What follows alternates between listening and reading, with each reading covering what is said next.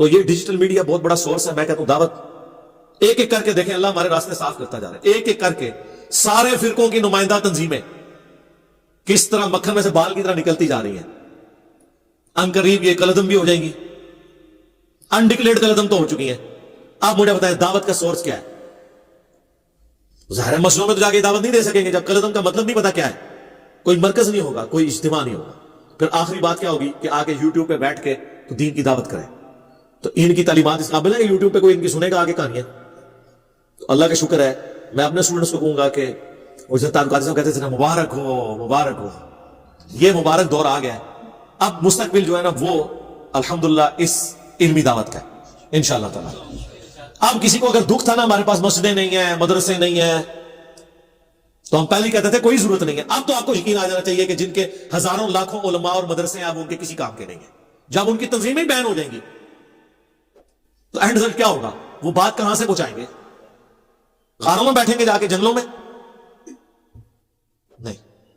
جس طرح آج کا نوجوان وائی فائی کے بغیر نہیں بیٹھتا, یہ لوگ بھی نہیں بیٹھ سکتے. یہ کدھر جنگلوں میں بیٹھ سکتے؟ آپ کو تو کہتے ہیں اللہ کے نبی چٹائی پہ بیٹھتے تھے, خود چٹائی کا کبھی منہ بھی نہیں دیکھا ہوا. یہ لوگ نہیں بیٹھ سکتے. تو آئیں گے یوٹیوب پہ تو کچھ جو تھوڑی بہت عزت بھی ہے نا وہ گوا دیں گے. آپ وہ دیکھ لیں بریلوی مکتب کے وہ جو کراچی کے دورانی صاحب ہیں, آئے دن ان کی کتنی پیاری پیاری ویڈیوز آتی ہیں.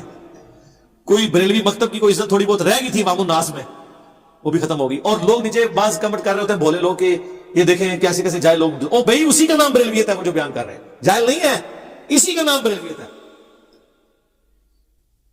لوگ کہتے ہیں کہ جو بندیوں کے علماء بھی کس قسم کی آگے سٹوریاں اور بزرگوں کے واقعات سنا رہے ہیں, بھائی ان کے یہی ہے سب کچھ. اب تو اہل حدیث آ کے ویورشپ کے لیے کس کس قسم کے تھم نیل بنا رہا. حضرت عمر کے دور میں جب ایک بندہ آیا تو 2 سال بعد اس کی بیوی پریگنٹ تھی, یہ ایڈنگ بنائی ہے. ہم بستری کے بعد غسل کا طریقہ, لعنت ہے تم لوگوں کے اوپر جو اس قسم کے تھم نیل بنا رہے ہو. کیا نوجوان نسل کو دے رہے ہو؟ تم لکھو غسل جنابت کا طریقہ, جان بوجھ کے ایسے لفظ لکھیں گے ویورشپ ملے, ورنہ تو ان کی اوقات کوئی نہیں. آپ دیکھ لیں ان کی ویڈیوز کتنے 10-12 ہزار زیادہ اوپر جاتے نہیں ہیں. سبسکرائبر ملین میں ہوں گے, ویورشپ 10-12 ہزار. اور جو اس قسم کے جو تھم نیلز ہیں یہ لطیفے ہیں, یہ ولگر باتیں ہیں, وہ دنیا دیکھے گی. اب ان کے پاس یہ ٹوٹ کے رہیں گے لوگ, اور یہ سمجھ رہے ہیں کہ یہ دین کی دعوت پھیل رہی ہے. واللہ یہ نوجوان نسل صرف اپنا وقت پاس کرنے کے لیے, معزوز ہونے کے لیے ان کی ویڈیوز دیکھ رہی ہے.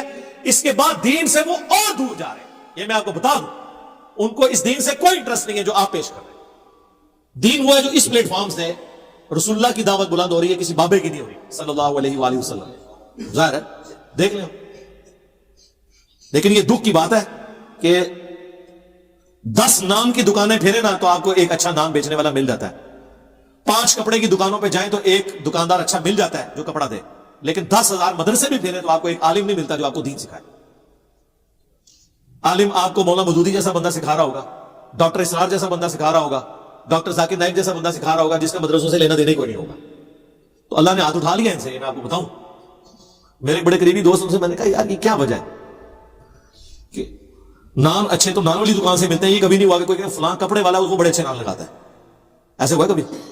لیکن دین کا کیا مسئلہ ہے کہ دین نہیں ملتا. دین ملتا ہے ان لوگوں سے جو اس سسٹم سے باہر ہے. تو اس نے بڑی پیاری بات کی, اس نے کہا علی بھائی آپ نے قرآن نہیں پڑھا کہ جب بھی کوئی نبی دعوت پیش کرتے تھے تو ایک بات کہتے تھے کہ ہم اس دعوت کے عوض تم سے کوئی اجر ڈیمانڈ نہیں کرتے, دنیا کی کوئی منفع ڈیمانڈ نہیں کرتے, ہمارا اجر ہمارے اللہ کے پاس پکا ہے. یہ ہے نا قرآن میں جگہ جگہ ہر نبی کے بارے میں اللہ جل اللہ نے جتنے بار انبیاء کا ذکر ہوا ہر نبی کے ساتھ آیا, ہم تم سے اس کے عوض کچھ نہیں مانگتے, ہمارا اجر ہمارے اللہ کے حضور پکا ہے. تو کہتے ہیں کہ مدرسوں میں جو لوگ بیٹھے ہوئے ہیں یہ تو اجر آپ سے ہی مانگ رہے ہیں دنیا میں, اور چندہ اگر سبسسٹنس لیول پہ اکٹھا کرتے ہیں نا گزر بسر کے لیے, بیت المال میں جس طرح خلفائے راشدین کا وظیفہ بھی جاتا تھا تو ہم کوئی اعتراض نہ کرتے. یہ تو اپنی گاڑیاں اور بنگلے اور جدادیں بناتے ہیں. تو اب چونکہ انہوں نے کام تو نبیوں والا پکڑا ہوا ہے اپنے زوم میں, لیکن کرتوت ان کے نبیوں کے مخالفین والے ہیں. اللہ نے اپنا ہاتھ سے اٹھا لیا. یہ وجہ دنیا داری کی وجہ.